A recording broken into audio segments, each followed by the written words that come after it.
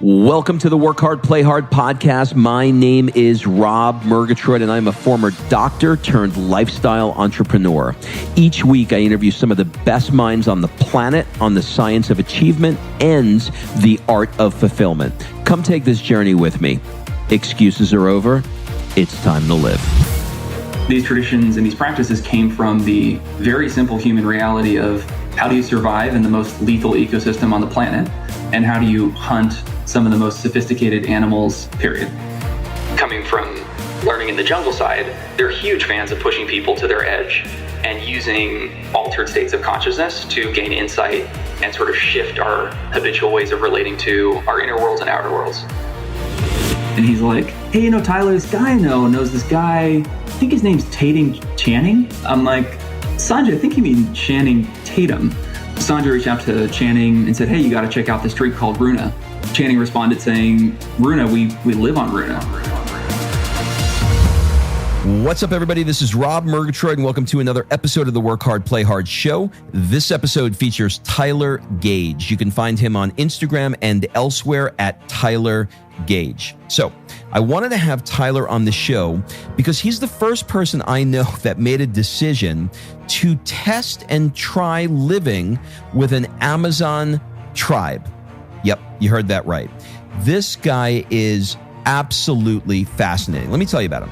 He's an entrepreneur, author, and speaker who uses the wisdom from the Amazon and startup success to bring innovation and inspiration to organizations. So since the age of 19, he's been studying native plants and languages and indigenous elders in the Amazon rainforest. So check this out. After graduating from Brown, he turned down a Fulbright grant to start and run this new company, RONA. Now, who loves this new company?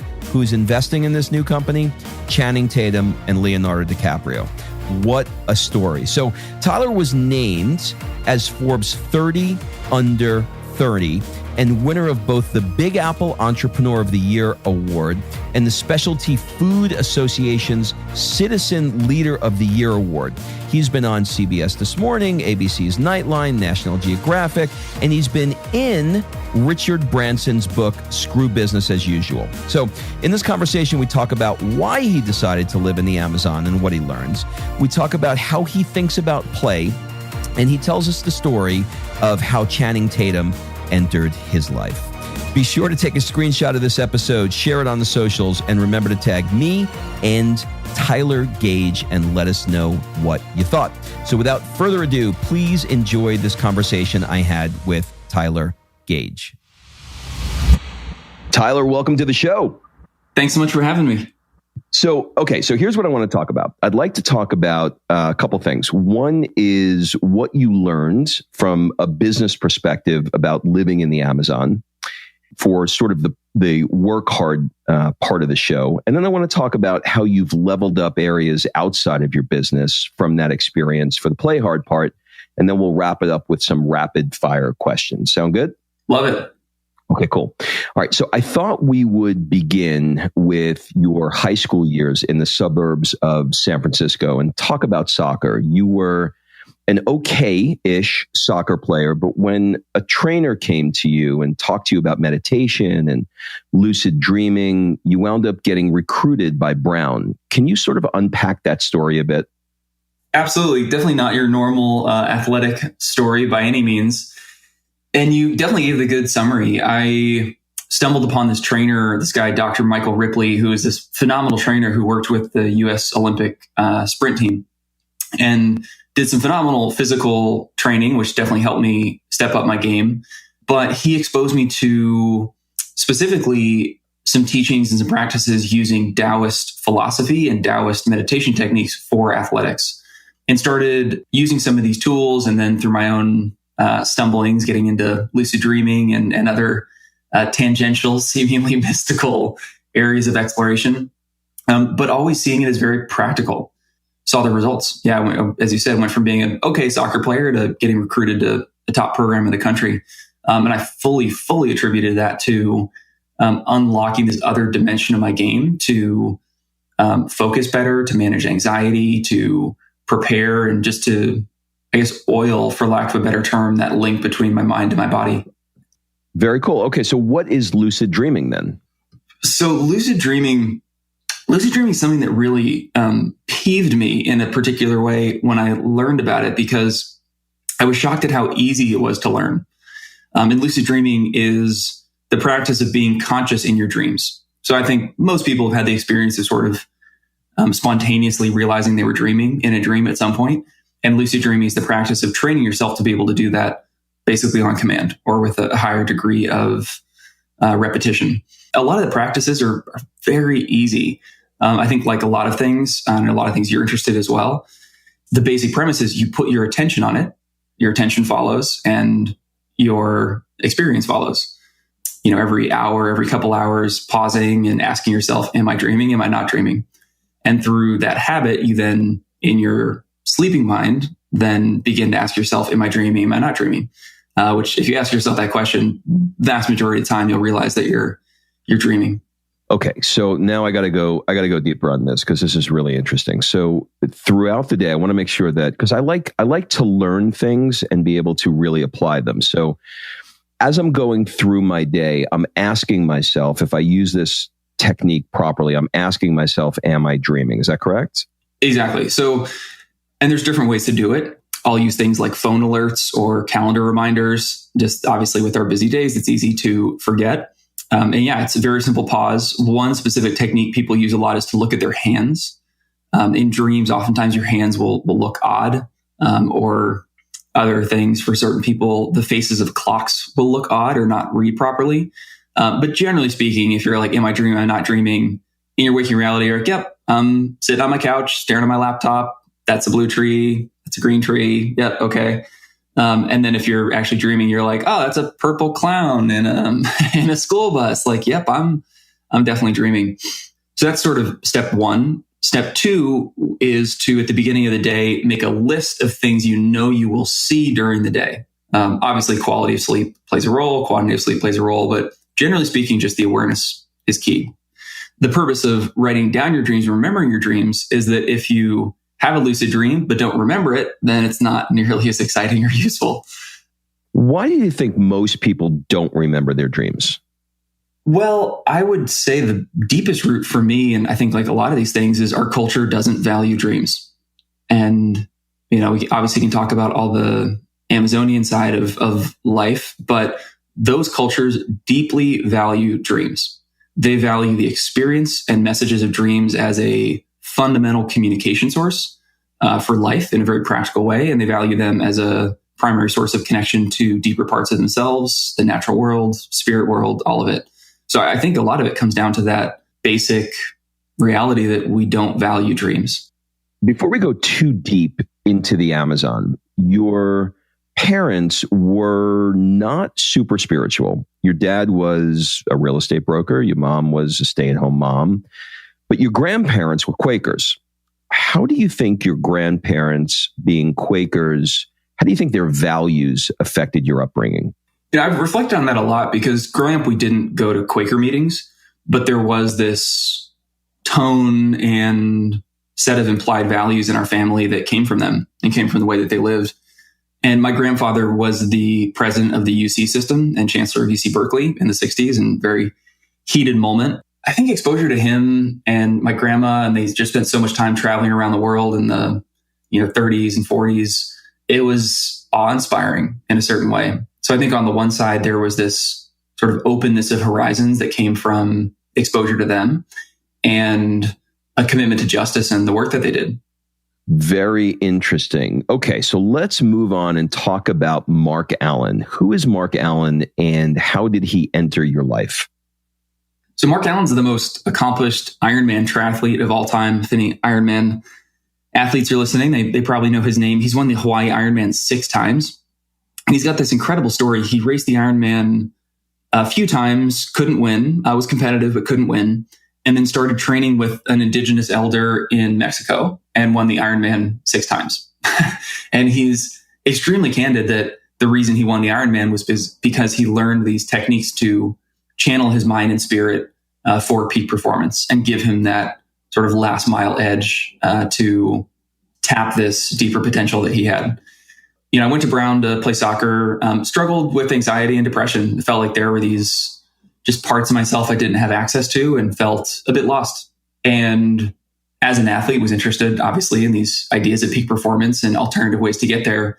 And read about Mark Allen, and on a whim, just emailed him, just found his email address online, shot him an email, explained who I was. And he invited me to spend that summer with him and his teacher, which I went out and did and had some amazing experiences. It was my first time doing a vision quest where they, put me up on a mountain by myself for a day and a night, no food, no water, did sweat lodges, and felt this just very tangible connection to the earth in a way that I hadn't. I mean, I was a Boy Scout growing up, and that was great exposure to nature, but not in this way that was very intentional, and this way that brought in the wholeness of nature and the elements of life in a way that was personal, and a way that could be connected to and talked to and learned from.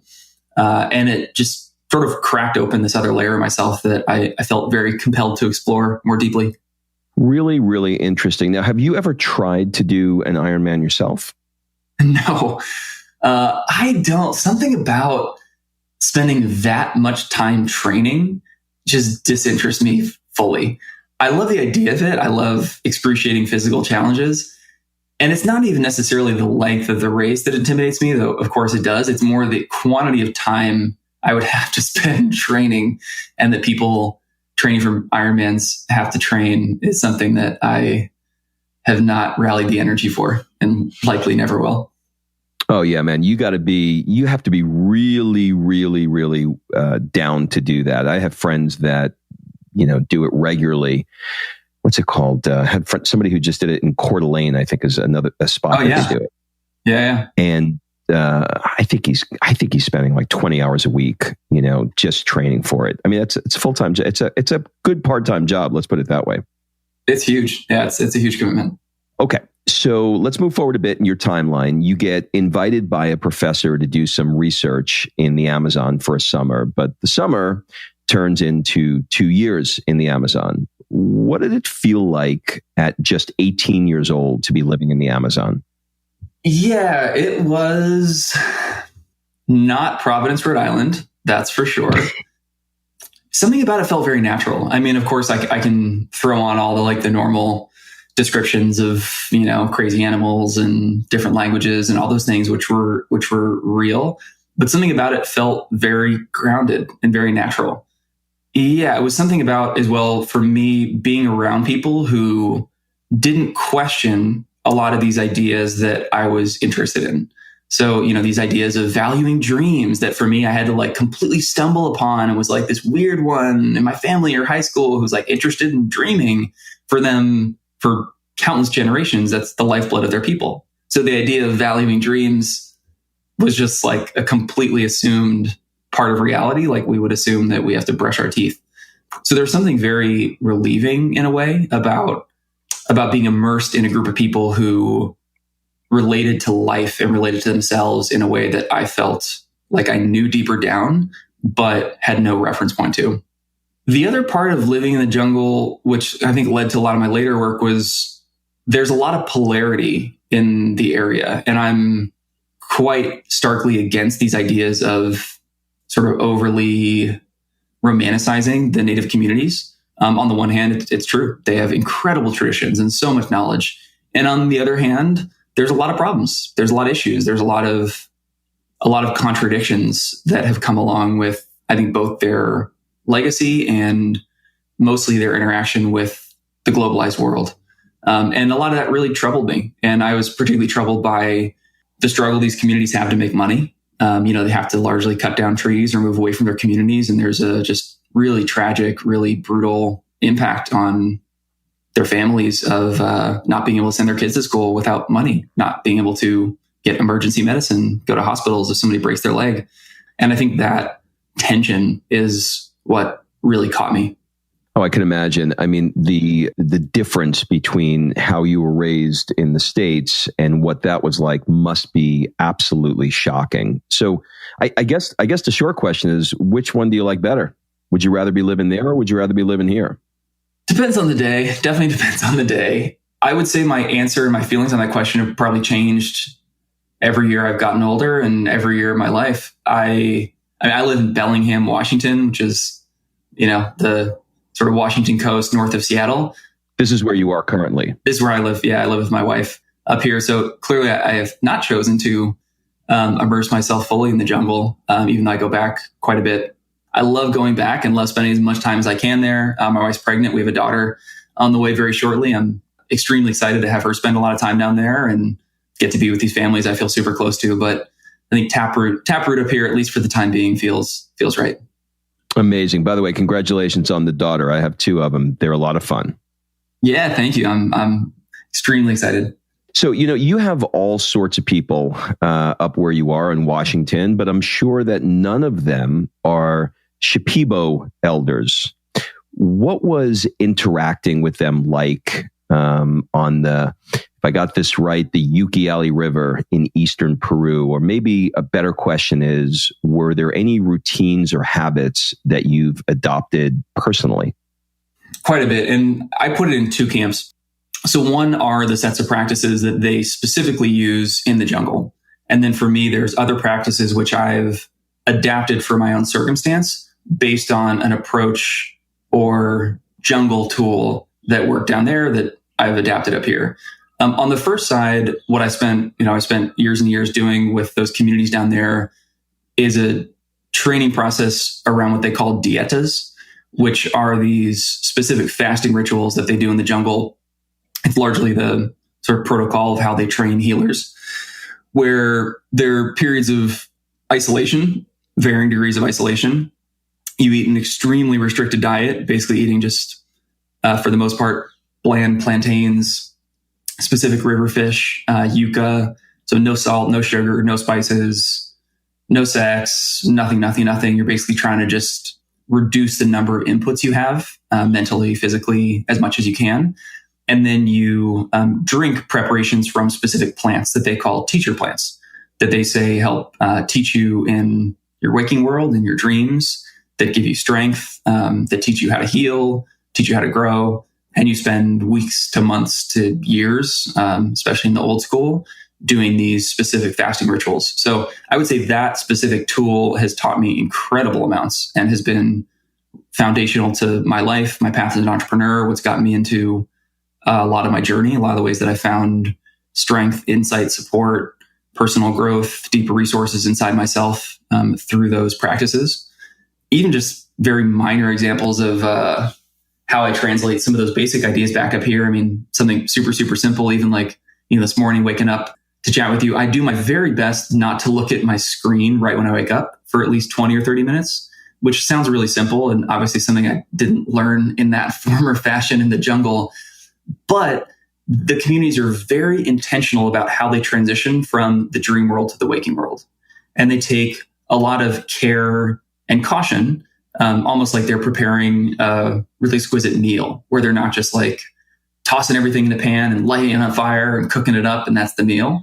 There's a lot of consideration with taking these raw ingredients and bringing them through the right temperature and right process into a meal. So in the same way, I find that when I just wake up in the morning and stare at my phone, it like throws the burner on high heat on my head and sort of triggers my nervous system into a certain pattern that isn't the most fluid or functional for my entire day. So finding both little and then bigger things, meditation, exercise, qigong, et cetera, to sort of carry the fullness of my awareness into my day is really helpful.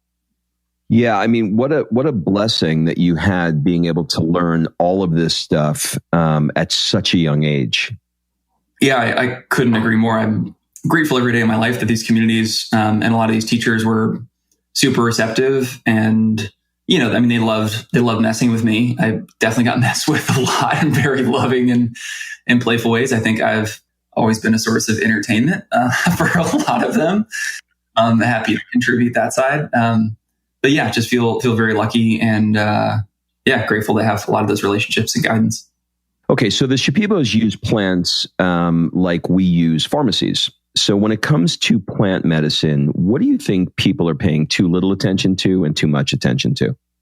I need to think of some better analogies for this, but I would think to some extent it's true that they use plants as a pharmacy. But to some extent, it would almost be like us saying we use our cars as a stereo, which is true. We play music in our cars. We use a stereo in our car, but the primary purpose of the car is not the stereo.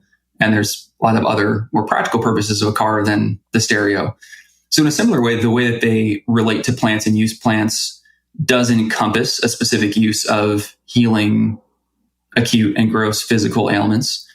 But there's a deeper taproot of essentially anchoring their relationship to the deepest parts of themselves, their understanding of the rainforest, and a sort of utilitarian guidebook of living and thriving in the rainforest. So it's something that I'm really big on. And I guess this is a bit of a seed about translating some of this seemingly wacky rainforest reality to the world of business and entrepreneurship. But their traditions are very practical. They seem mired in a lot of smoke and feathers and creative story and all these things. But these traditions came from hunting, fundamentally. These traditions and these practices came from the very simple human reality of how do you survive in the most lethal ecosystem on the planet? And how do you hunt some of the most sophisticated animals and their defense and disguise mechanisms on the planet, period. So this was not a, hey, everything's just extremely abundant and easy, and let's think about some, fanciful stories to tell our kids. I mean, these traditions came from a need to survive and hunt food, and then heal people. So the language they use, the methodologies are not our sort of modern rational methodologies in at least a modern format, but they're very practical. So the way of interacting with them and the way of using them takes a utilitarian mindset.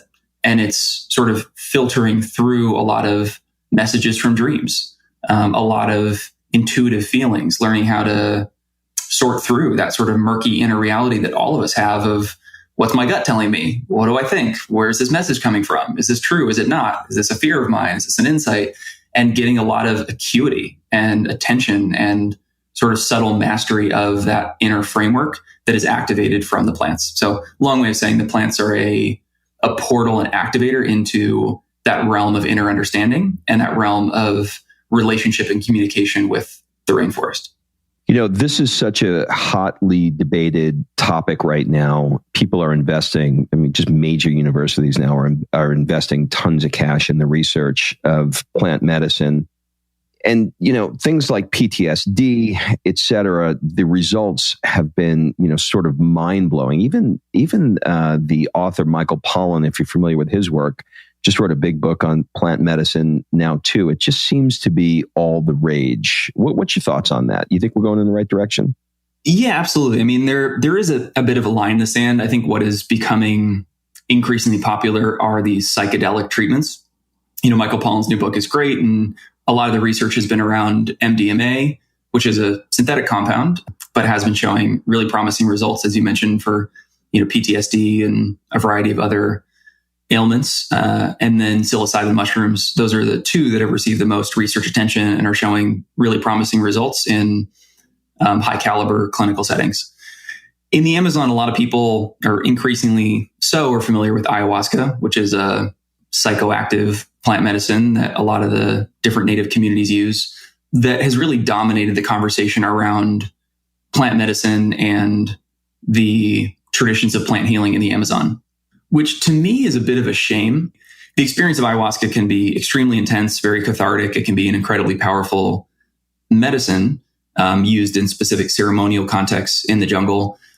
But these communities use hundreds and hundreds of plants in what I would call a clinical science of plant medicine that is far, far beyond this one psychoactive plant, which I think for modern culture, we can get excited about and has its own degree of mysticism and controversy and everything in between. So I do think that the general trend of researching plant medicines is critical. One of the new ventures that we're spinning out of our nonprofit, we're spinning out a company that's doing new dietary supplement and nutraceutical development on a lot of these plant medicines they use in the Amazon that haven't really been researched for acute ailments, everything from digestive health, heart health, all of that. So I hugely believe in that topic.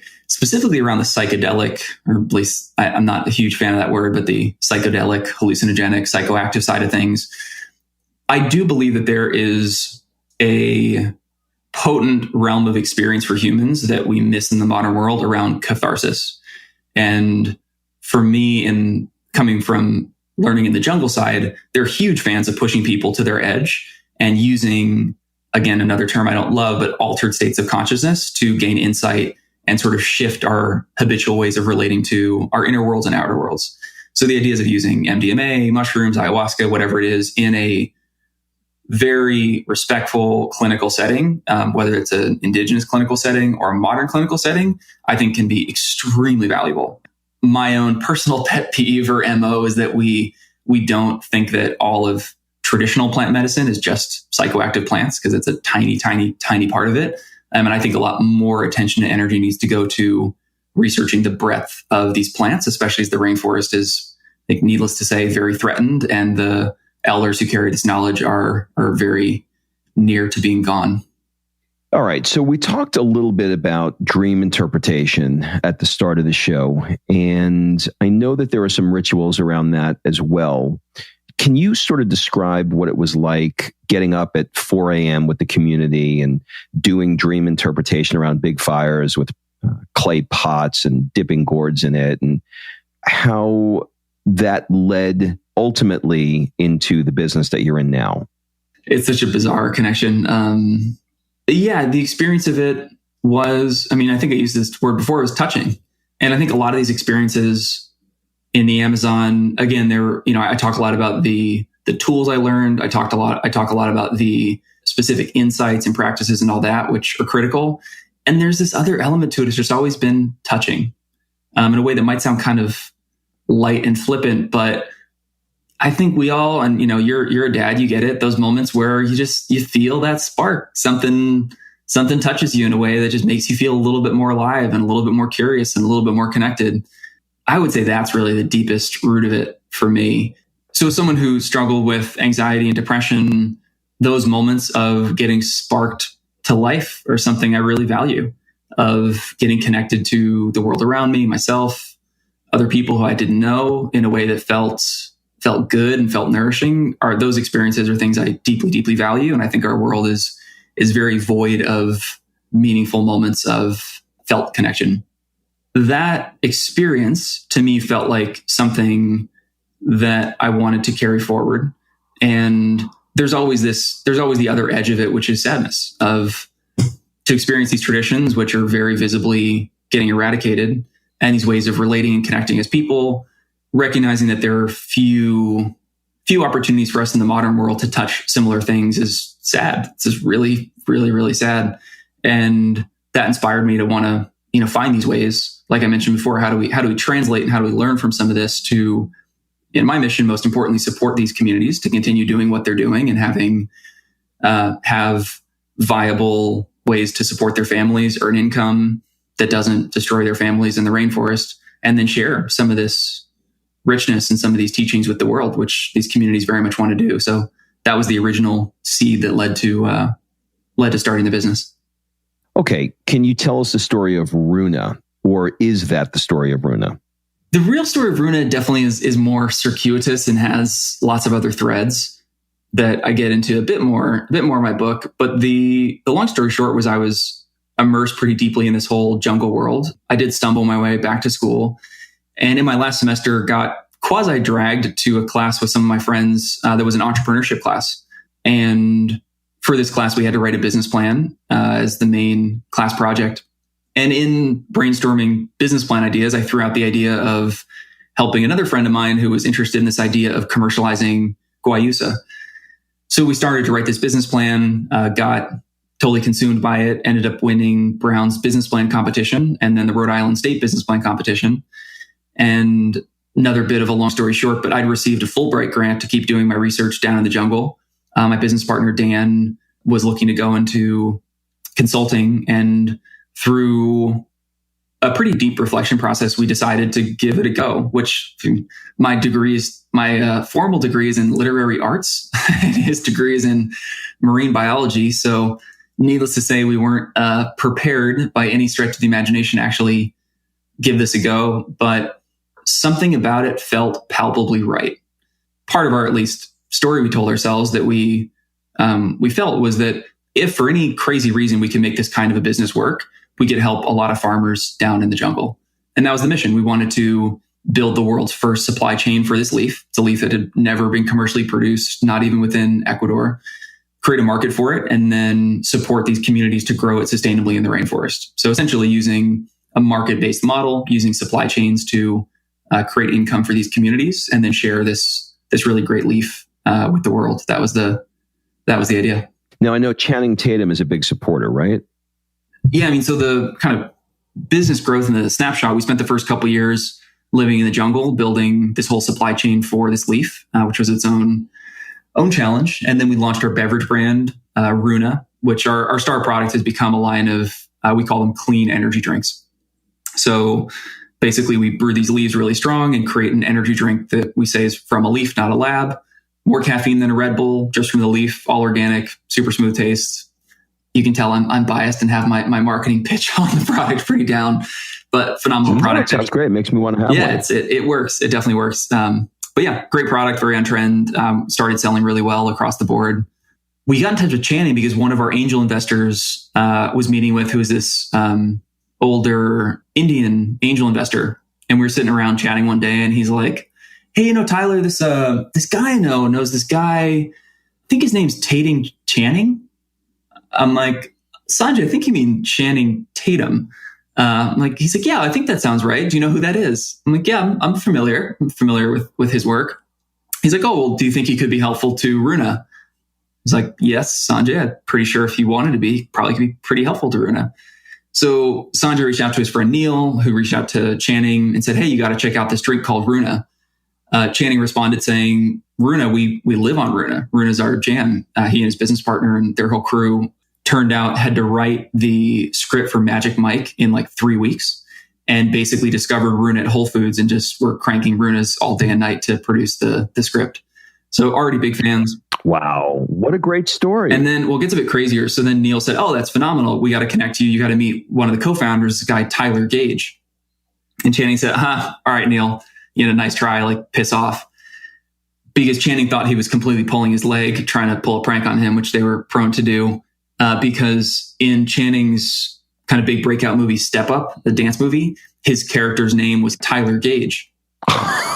No way. Yeah, so very, very bizarre. And ever since that movie came out when I was 17, 18 years old, I've been getting, jokes and poked at about that. So I was familiar, without a doubt, with the overlap. But we met up in New Orleans when he was filming 22 Jump Street, and hit it off, became really fast friends with him and his business partner. And they came to Ecuador with us, have come back down to the jungle multiple times, and were just phenomenal supporters of everything we've done. Just such grounded, generous, creative, amazing humans who really believed in what we were doing and saw it as something soulful, something purposeful that they wanted to support. So very, very grateful for. Absolutely amazing. Man, you can't pay for that. No, definitely not. I mean, incredible. Okay. So let's move in a little bit into the play hard section of the show. A lot of entrepreneurs spend their time working. They're not doing things that are outside of work. So, play hard does not have to be champagne spraying in Saint-Tropez, although it can be. Sometimes it could just be, like sitting down and reading a book that you're interested in. So I want to ask you a couple of questions around areas that are outside of your business. If you added more play in your life, what kind of things would you love to add? So I have a very specific answer to that right now. So another one of my weird growing up pillars was my dad was an amateur clown. And so ever since I was really young, he taught me how to ride unicycles, which is a skill which I can ride unicycles pretty well. I'm definitely by no means particularly adept. But for some reason, the last couple of months, I've wanted to hone my clowning skills. It sounds really strange, but it's very much me. I mean, I love specific physical tasks that challenge my mind and my body. So my recent goal right now is being able to juggle pins while riding my unicycle, which is something I could never do. The other goal I have is my dad had this custom built bike that he saw in Barnum and Bailey's. The technical term is called a swing bike, but he always called it a silly bike. This thing was painted like all sorts of just bizarre colors. And essentially it is a bicycle, but the back of it is a unicycle that swivels in the frame. My next thing, which I'd like to embark upon, is learning the silly bike as well as I can. My dad, at coming up on about 65, can still ride the silly bike and unicycle pretty well, to his credit. But I plan on stealing it from him at some point in the not too distant future. Well, I got to tell you, I mean, you ordered a baby at just the right time for this. This is going to be a lot of fun. Oh yeah, no, I definitely plan on getting my daughter on a unicycle, probably many years before my wife would consent, but we'll cross that bridge when we get there. Other than time, what's the biggest block, challenge, or struggle with adding more play in your life? I feel like I'm getting better at it, but not carrying around so much stress in the work that I do. So not feeling like I have to recover as much, particularly after spending many years just in the deep trenches building the business. Most of my time when I wasn't directly working was recovering. And after, we recently sold the business, but I hired a new CEO to replace me about a year before that. And in that year, it took me quite a long time just to recover my adrenals and body where I didn't have a baseline level of exhaustion. So even if I had more time, I wasn't able to sort of enjoy or maximize that time because I was still in a bit of a recovery mode. Yeah, it makes total sense. What a great answer. And I'm identifying with some of it, I got to tell you. Okay, so if you could spend 1 month anywhere in the world, where would it be and why?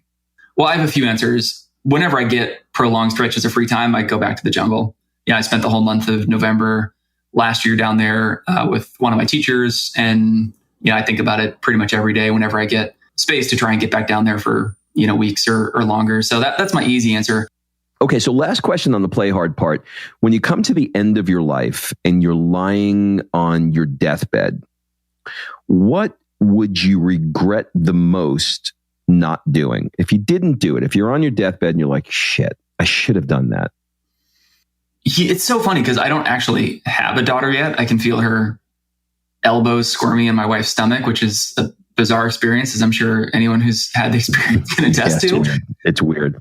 But I feel like in preparation, it's just hard for me to think about regretting anything more than just not maximizing my time with my daughter. I think especially as that becomes more and more of a reality, it's very clear that the rest of things pale in comparison.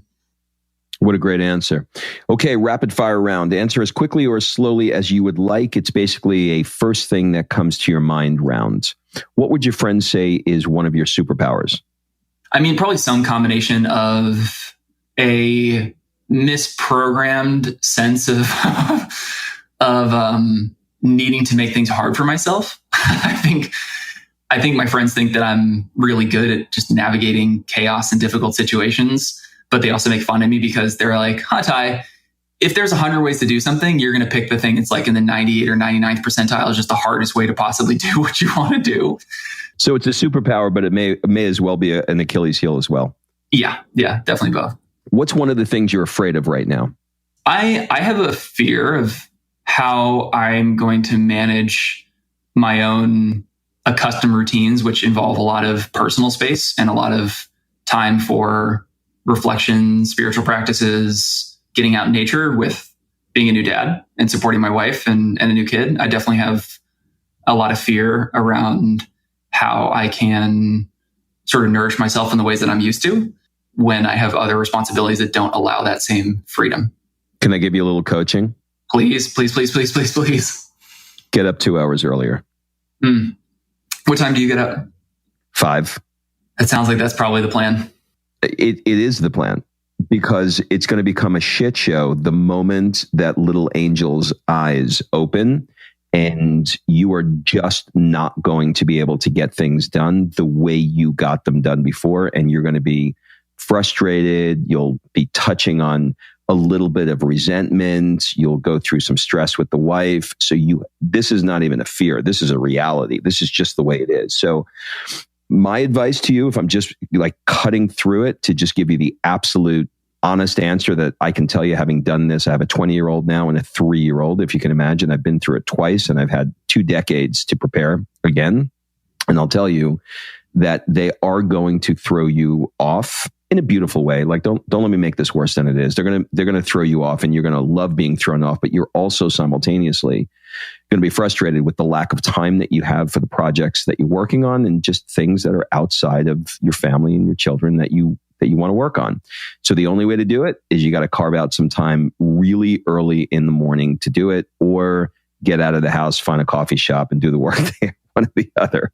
Yeah. I don't know if that helps, but that's how I navigate it. It definitely helps. And yeah, it makes total sense. And I appreciate that. So we're going to talk again after you have this baby. You're going to be like, okay, I get it. Yeah. No, I appreciate all that. It's so helpful chatting with other dads and people who absolutely, even just those things. I think it's a great practice where a lot of things people say are not mind blowing in their content, but it's a great practice to just try and feel and sink into the experience that people have had that give rise to these pieces of wisdom and pieces of feedback. Yeah, man, it's a new world for you, but it's an exciting world. What's the one thing that you want to get better at in your life now? One thing that's been on my mind a lot lately, though I do struggle with it a bit, is being more meticulous. It's something that I don't really enjoy that much. A lot of the work I do is that I think I'm a very good strategist. I have good vision. I'm a good connector. I put pieces together well on a big level.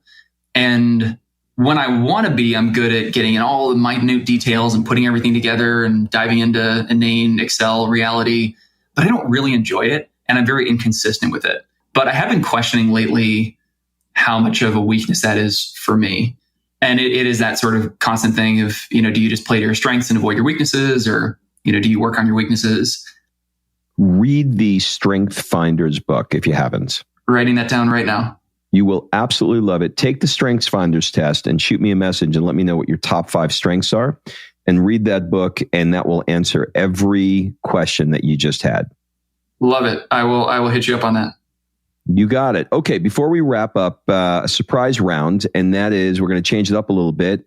What one question, other than what we've discussed already, would you like to ask me? Well, I know we talked a lot about my travels. I'm curious, and I know you've traveled a fair bit. If you had to pick one trip that you've ever taken that impacted your life most deeply, what would it be and why? I thought you were going to ask the question that everybody asks, which is what's your favorite place, but you were smarter than that. Impacted. I'm going to say Florence, Italy, and here's why. Florence, Italy, from the years 1200 to 1600, the world's best art came all out of Florence, Italy. I mean, like it impacted our universe in those 300 to 400 years. And when you walk through the streets there, it is literally a museum that you're walking through because of those few hundred years. And there's a lot of reasons why that happens. A lot of it has to do with what they call apprentice guilds, where you had to work.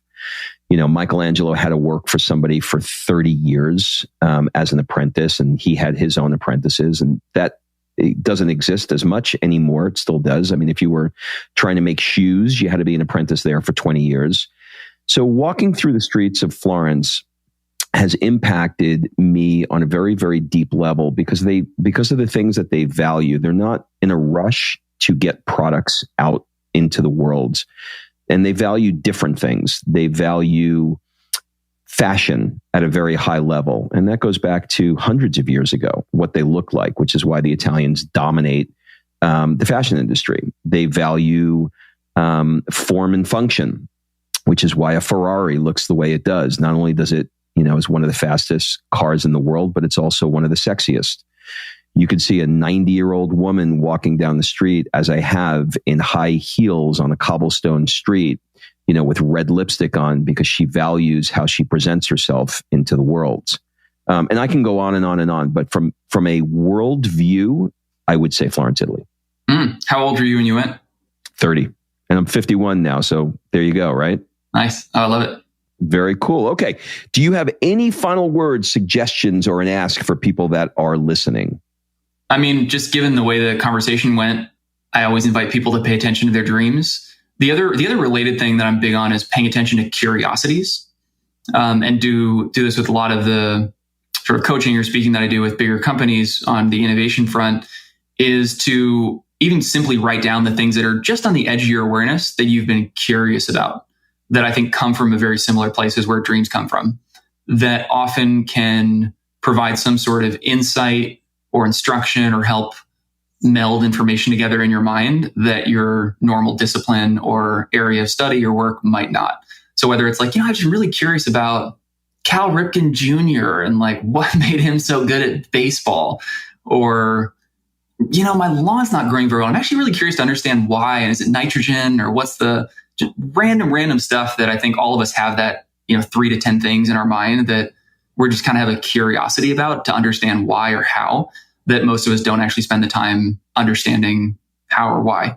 And I'm very big on inviting people and encouraging people to take even tiny bits of time just to engage that part of their mind, because what that can translate to in terms of other experience and insight is often invaluable. Yeah, I would. And then on the personal front, I invite people, if anyone's interested in more of my story or some of these tools and lessons, the book I wrote that came out last year, paperback, is about to come out. It's called Fully Alive, Using the Lessons of the Amazon to Live Your Mission in Business and Life. Get it pretty much everywhere. But if anyone wants to learn more, I would invite you to check out the book.